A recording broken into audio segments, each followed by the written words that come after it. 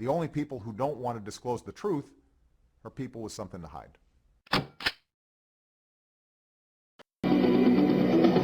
Now, back to your turn on 1330 WEBY, Northwest Florida's talk radio. The phone lines are open, so call in and join the conversation at 623-1330. How can one man bother so many people by simply telling the truth? Freedom Friday with Carl Gallows, the Oval Office of Gulf Coast Talk Radio. All right, welcome back, America. Welcome back, world. And Mike Zulu is with us today. We've got another good 30 minutes of the show, and we're going to take more calls, and then eventually Mike and I are just going to take 10 minutes or so and just tell you stuff that's happening, things that have been discovered new, people that are involved. We can't give exact details and names, but we can speak in generalities to let you know what's actually happening. Let me just say this. We were talking a few moments ago about people being afraid and VIPs and news media, et cetera, et cetera. One of the things that Mike and I accomplished at CPAC is we made contact and connections and networked with some very, very important people. We also ran across some people of character and of weak will that shocked us. One of the people that Mike and I have outed in the last couple of weeks has been Colonel Alan West, who looked right at Mike Zulu and said, look, I'm not going to get involved in this because I have future political aspirations. I mean, even after he knows the evidence, sees the evidence, or didn't see it, excuse me, but, heard about it and knows what's going on, he didn't even want to look any further, didn't want to help any further because, in his words, he was more concerned about his political future. So this is the kind of stuff, folks, that, we've been running up against. However, we've also, and we're going to tell you in a few moments, we've got some very important people who are on board now, and we should hope to see some things happen soon. I'll let Mike tell you about that. But I will say this, I'm going to be outing some more people very soon. Another VIP that made some big promises to us and was going to have a meeting with us and was going to examine the evidence further, made promises to us. We've got the email chains. We've got it in writing. We've got witnesses and phone conversations to his offices. That person backed out on us, and backing out is not a problem because they certainly have the freedom to do that, but they called me and said, we don't remember making these promises to you. I mean, that's how freaky this stuff gets, folks. And I've got the email chain. I reminded them of that. I think they forgot about it because you could hear them gulp when I said it.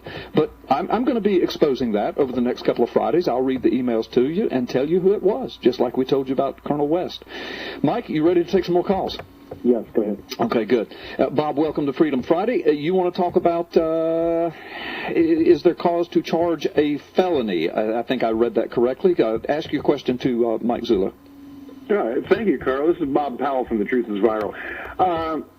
Detective Zulu, I wanted to thank you and Sheriff Arpaio for all the awesome work you've done. As a matter of fact, I used you guys in my episode that I entitled The New Declaration of Independence, Impeach Obama Now, as the epitome of manly firmness opposing Obama.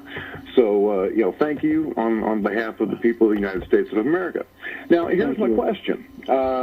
Before I went in the Marine Corps, I spent a year taking criminal justice.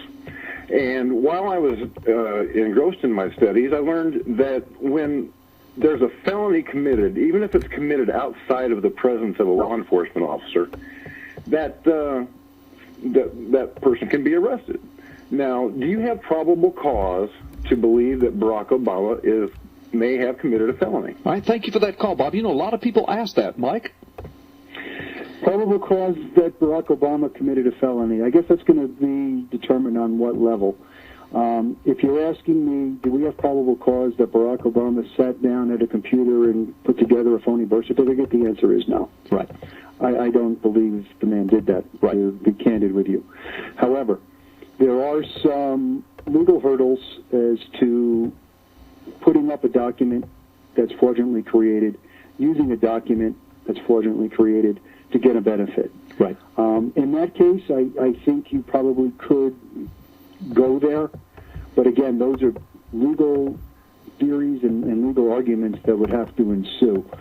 But if it were you or I taking our birth certificate, trying to use it to get on a ballot in an upcoming election, and we offered up a phony document, and we got that position because people felt comfortable that the question had been answered by what we offered, and we were receiving compensation as a result of that electoral turnout, I think we would be indicted immediately. Yeah, big trouble.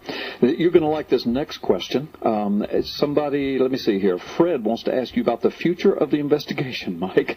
Fred, thank you so much for being a part of Freedom Friday. Go ahead and ask your question.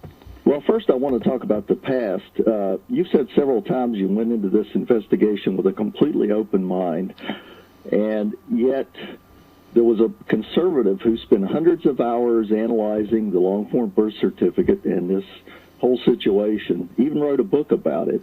He offered to help the cold case posse, but you wouldn't even talk to him. His name was John Woodman. So I think you're probably, why shouldn't I think you're a liar when you said you... Okay, I'm not going to let you call him a liar, but that's a good question, though. You asked a good question, but Fred, you're not going to call up here and call people names. All right, so Mike, do you want to answer his question about who you're allowing to be a part of the investigation, who you're not? Yeah, actually, the individual that he's talking about is an individual that touts himself as some kind of computer expert. Yeah. And he wrote a book in support of this document claiming to be someone who was, I believe, a Republican and not interested in Mr. Obama on any level. However, we did get a copy of the book, and I have no correspondence from this individual saying that he wanted to help us. As a matter of fact, I repetitively have said that if anyone can produce any evidence to the contrary, evidence, not conjecture, evidence, and want to come into the Maricopa County Sheriff's Office, I would be more than willing to receive them. Right, and you're not...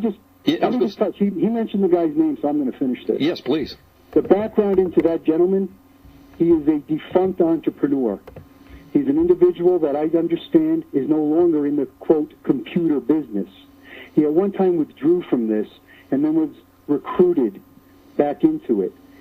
Don't believe any of his work that we were in possession of, his book.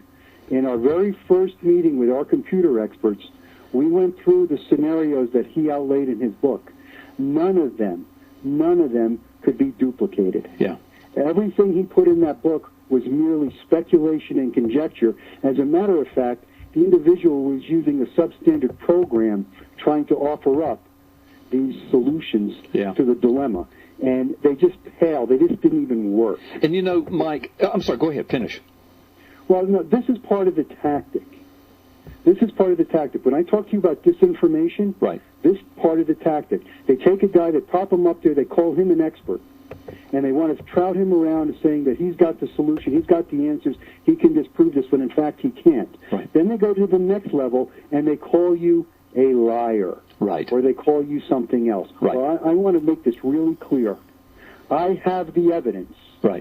I have undeniable evidence that this document is a 100% forgery. And we've got... Make no mistake about it. Thank you. And we've got big people who have seen it, who are looking at it, and who are freaking out, and who are more than likely, if they'll do what they say, they're getting ready to do something about it. So Mike's got the evidence.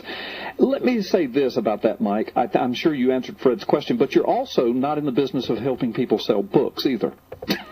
No, I mean, see, I think what people need to hear, and I think they've heard this today, you are a lawman. You are a professional investigator. You're working for Sheriff Arpaio of Maricopa County, a huge sheriff's office of the county that's the capital of Arizona, and you know, hundreds of officers, and you're on the cold case posse. This is a big deal, and this is criminal. This is not some little rinky-dink little thing, and you're not out to help people sell books, and you're not trying to get a civil case going. You're dealing with a criminal fraud perpetrated against the United States of America, right? That about sizes it up, Carl. This is one of the most sensitive investigations I think that could be done. Because you're talking about going against a machine. Yeah. Well, listen, let's take another time out, and we'll come back, and let's you and I disclose some things that we can disclose and give people a good flavor of what's going on and how they can donate and be a part of helping move this investigation along, okay? Sure. All right, good deal. Folks, we're going to take a quick time out, then we've got some exciting information to give you. You're listening to Freedom Friday with Carl Gallows. The only people who don't want to disclose the truth are people with something to hide.